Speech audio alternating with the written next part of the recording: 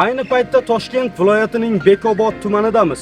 Ichimlik suvga noqonuniy ulanishlar, muddati o'tgan qarzdorliklarni aniqlash va chora ko'rish bo'yicha Toshkent viloyat suv ta'minoti aksiyadorlik jamiyati, viloyat qurilish uy-joy kommunal sohada nazorat qilish inspeksiyasi hamda prokuratura organlari bilan birgalikda kengaytirilgan nazorat tadbirlarini o'tkazish uchun keldik.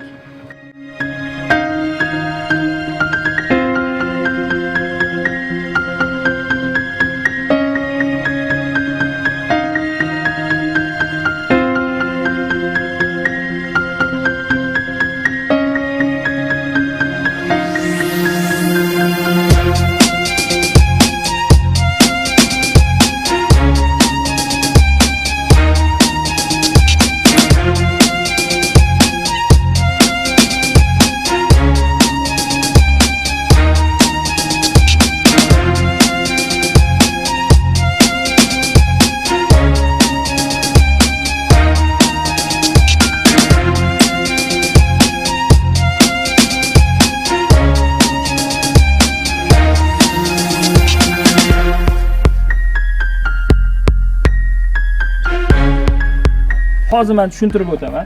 Akt rasmiylashtirildi, ma'muriy bayonnoma rasmiylashtirildi. Planshet orqali sizga SMS bo'lib keladi. Nusxasini olasiz. Buni biz tuman prokuraturasiga beramiz. Bular hisob-kitob bo'ladi. Siz buzgan ma'muriy javobgarlik to'g'risidagi kodeks anaqasi bo'yicha sizga ma'muriy bayonnoma rasmiylashtiriladi. Sizga SMS keladi, aka.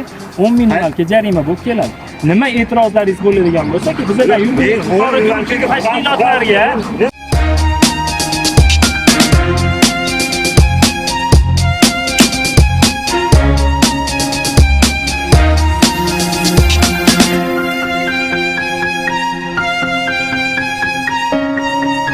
sizga lekin bir oy avval suv ta'minoti xodimi tomonidan kelib ogohlantirish xati berilgan aka.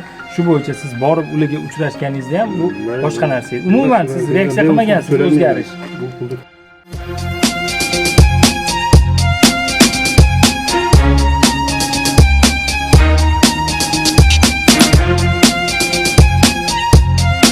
Fuqarolarga eslatib o'tishimiz joizki, agarda siz suv tarmog'idan uzilganingizdan keyin uni qayta ulanish uchun bazaviy hisoblash miqdorining 2 barobar siz tomoningizdan to'lov amalga oshirilgandan so'ng qayta tarmoqqa ulanib beriladi.